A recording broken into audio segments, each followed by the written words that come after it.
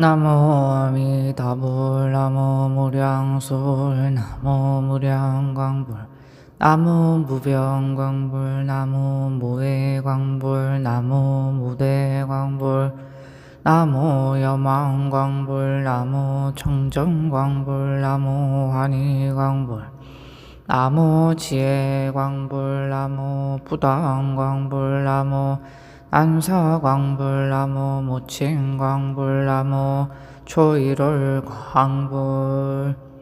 시방 삼세 부처님 중 아미다불이 제일이시라. 구품연대로 중생을 제도하사 위엄과 덕이 한량 없으시다. 제가 이제 크게 귀하여 몸과 입과 뜻의 죄를 참회하오며 지은 바 법과 선은 지극한 정성으로 정토에 회향합니다. 연불하는 사람과 한 가지다. 극락국에 왕생하여 부처님을 배웠고 생사를 요달하며 부처님과 같이 중생 제도하기를 원하옵니다. 개경계 무상심심민묘법 백천만금난조 악음 문견득소지 원해열의 진실 개법장진언호 아라남 마라다오 아라남 마라다오 아라남 마라다 불설무량수경 불설무량수경 불설무량수경 제1절 영치산의 대중.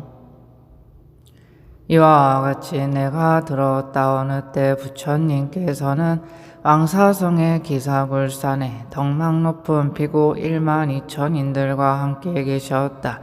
그들은 이미 신통과 지혜를 동달한 대성인으로 그 이름은 요 본제존자, 정원존자, 정어존자, 대호존자, 인현존자, 이구존자, 명문존자, 선실존자, 구족존자, 우왕존자, 우르빈나 가섭존자, 가야가섭존자, 나제가섭존자, 마화가섭존자, 사리불존자, 대묵건년존자, 겁빛나존자, 대주존자, 대정지존자, 마하주나존자, 만원자존자, 이장존자, 유관존자, 견복존자, 면왕존자, 이승존자, 인성존자, 가락존자, 설레존자, 나온존자, 난존자 등이 중심인물이었다. 또한 대승의 여러 보살들도 함께 계시었는데 보현보살, 묘덕보살, 차시보살 등이 현겁의 모든 보살도 함께 계시고 또 현오보살 등 16보살이 계시었다. 선사이보살, 신해보살, 공무보살, 신통화보살, 광영보살, 해상보살, 지당보살, 적근보살, 원해보살, 양상보살, 보영보살, 중주보살, 재행보살, 해탈보살 등 모두가 보현보살의 덕을 따르는 이들이다. 모든 보살은 한량없는 수행과 소원을 갖추어 모든 공덕의 법에 머물러 시방세계에 다니면서 방편을 행하여 불법의 품 안에 들어와 비안을 공부하고 한량없는 세계에서 등각을 성취한 것을 나타내시었다. 등각을 성취한 인연을 밝히면 도솔천에 계시면서 청법을 널리 베푸시다가 저 하늘의 궁전을 버리고 어머니 뱃속에 강림하시어 오른쪽 옆구리로 탄생하시고 사방으로 7걸음을 걸으실 때 광명이 찬란하게 널리 지방세계를 비추니 한량없는 불국토가 6가지로 진동한다. 그때 스스로 소리를 높여 나는 반드시 세상에서 위없는 성인이 되리라고 외치시니 하늘의 제석천과 범천이 받들어 모시고 천인들이 귀하여 우러러 받들었다. 장성함에 따라 산수문예 활쏘는 법을 배우고 도수를 배우며 모든 학문에 통달하셨다. 또 왕궁 정원에서 무술을 수련하며 예술을 배우시고 궁중에서 부인을 얻어 사는 것을 보이신다. 누구나 늙고 병들고 죽는 것을 보고 세상의 무상함을 깨달아 나라와 재산을 버리고 산에 들어가 도를 배우기로 하고 타고 온 백마와 입고 온 옷과 보배로운 관과 영락 등은 모두 되돌려 보낸다. 즉 보배로운 옷을 버리고 법복을 입고 머리를 깎고 나무 아래 단정히 앉아 고통을 참으며 6년 동안의 법다운 고행을 하셨다. 오탁 세계에 나타나셔서 중생의 그릇에 따라 더러운 때가 있는 것을 보이시며 시냇물에 목욕하고 천인이 들이은 나뭇가지를 잡고 강 언덕에 오르니 아름다운 새들이 도량에까지 따라왔다.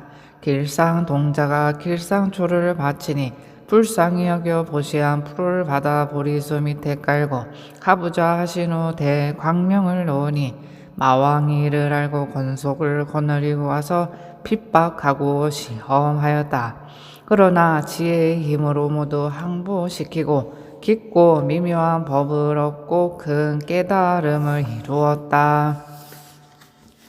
재석천과 범천이 와서 법륜을 굴리기를 정하니 부처님은 모든 곳을 다니시면서 사자후에 법을 설하셨다. 법의 북을 치고 법날을 불며 법의 칼을 휘두르며 법의 깃발을 세우고 법의 우레를 떨치고 법의 번개를 번뜩이며 법의 비를 내리고 법을 베푸는 등 항상 법음으로 모든 세계를 깨닫게 하였다. 광명은 널리 한량없는 세계를 비추니 모든 세계가 6가지로 진동하며 모든 마군의 세계에 미쳐 마군의 궁전이 움직이니 모든 마군이 두려워하여 복종하지 않을 수 없었다. 삿된 그물을 찢어 없애고 나쁜 생각을 소멸하여 모든 번뇌의 뒷글을 털어버리고 모든 탐욕의 구덩이를 무너뜨려 법의 성을 엄중히 보호하여 법문을 여셨다. 더러움을 씻어 깨끗하게 하고 빛나는 불법으로 바른 교화를 베푸셨다. 그리하여 여러 나라에 들어가서 걸식하실 때 여러 가지 풍요로운 공양을 받으시어 그들이 공덕을 쌓아 복을 받도록 하시며 법을 베풀고자 하실 때는 인자한 미소를 놔두시어 모든 법의 약으로 삼고를 치료하여 구제하였다. 한량없는 도의 공덕을 놔두시고 보살에게는 수기를 주어 장차 성불하게 하였다. 또 멸도를 놔두어 보이시나 중생을 제도하시는 것은 멈추지 않으시고 모든 번뇌를 소멸시켜 모든 덕의 근본을 심게 하신 부족한 공덕은 미묘하여 헤아리기 어렵다. 모든 불국토에 다니시면서 두루 진리를 보이시나 그 닦으신 행은 청정에서 더럽혀지지 않는다. 비유하며 환술사가 여러 가지 다른 형상으로 나타나매 남자가 되기도 하고 여자가 되기도 하여 변하지 못하는 것이 없는 것은 환술을 잘하여 자유자재로 함과 같다. 이 모든 보살도 이와 같이 모든 법을 배워 통달하여 머무르는 곳이 평온하고 무수한 불국토에 모두 널리 놔두시어 교화하되 교만하고 방자하지 않았으며 중생들을 가엾고 불쌍히 여기셨다. 보살은 이와 같은 법을 모두 구족하셨다. 이리하여 보살은 대승경전의 깊고 오묘한 뜻을 궁구하여 이해하니 그의 이름은 널리 알려지고 시방세계의 중생을 인도하여 제도하시니 한량없는 모든 부처님은 이 보살을 보호하여 주신다. 또 보살은 부처님이 갖고 계신 것을 모두 갖추고 부처님이 행한 것을 모두 행하였으며 부처님의 교화를 능히 선양하여 다른 모든 보살을 위해 큰 스승이 되고 깊은 선정과 지혜로서 중생을 인도하여 모든 법의 재성을 동달하여 중생의 사정을 잘 알 뿐 아니라 모든 국토의 형세를 분명히 알고 계신다. 그리고 모든 부처님을 공양하실 때 그 몸을 놔두기를 번개와 같이 하고 능히 두려움이 없는 일체 지혜를 배워서 인연의 법을 깨달아 마군의 그물을 찢어 무너뜨리고 모든 번뇌의 속박을 풀어 성문영각의 지위를 넘어서 공무상 무언삼매를 성취하셔서 등이 방편을 세워 대상의 근기에 따라 성문영각 보살 등 삼승의 법을 보이시고 이 성문영각의 경계에 따라 멸도를 보이신다. 그러나 보살은 본래 수행한 바도 없고 얻은 바도 없으며 생기지도 않고 멸하지도 않는 평등의 진리를 얻을 뿐만 아니라 한량없는 신통지혜와 백천가지 삼매와 중생의 근기를 다하는 지혜를 구족하여 성취하시고 넓고 두루한 선정으로 깊은 보살의 법에 머물러 부처님의 화엄 삼매를 얻어 모든 경전을 선양하고 연설하였다. 깊은 선정에 머물러 현재 한량없는 모든 부처님을 칭견함이다만 한 생각 사이에 두루 하지 않음이 없다. 사막도 중생의 여러 가지 고통과 수행할 수 있는 곳이나 수행할 수 없는 곳에 있는 중생에게 진실한 도리를 분별하여 보이시는 부처님의 여러 가지 지혜를 얻는다. 보살은 모든 언어에 동달하여 모든 중생을 제도하며 세간의 모든 법을 주월하고 마음은 항상 진리에 안주하여 일체 만사의 자유자재하며 모든 중생을 위하여 진실한 벗이 되어 중생을 제도할 의무를 짊어지신다. 그래서 부처님의 깊고 깊은 법을 받아 실천하며 중생의 부처님이 될 종자를 보호하여 항상 끊어지지 않게 하였다. 큰 자비심을 일으켜 중생을 불쌍히 생각하며 자비한 변제로 법의 눈을 뜨게 하며 사막도의 길을 막고 좋은 문을 열어주며 중생이 법을 정하지 않아도 불법으로 모든 중생에게 베푸시는 것이 지극한 효자가 부모를 사랑하고 공경하는 것과 같다. 모든 중생 보기를 자기와 같이 하고 모든 성근을 심어 비안에 이르게 하였다. 이렇듯 모든 부처님은 무량 공덕을 갖추 지혜는 거룩하고 밝아 이루 헤아릴 수 없다. 이와 같이 헤아릴 수 없는 보살들이 일시에 와서 모였다. 제2절 아난이 법을 묻는 인연. 그때 부처님께서는 온몸에 기쁨이 넘치고 기색은 청정하시며 얼굴의 모습은 거룩하고 엄숙하셨다. 아난존자는 부처님의 성스러운 뜻을 알고 자리에서 일어나 오른쪽 어깨를 벗고 무릎을 꿇고 합장하여 부처님께 여쭈었다.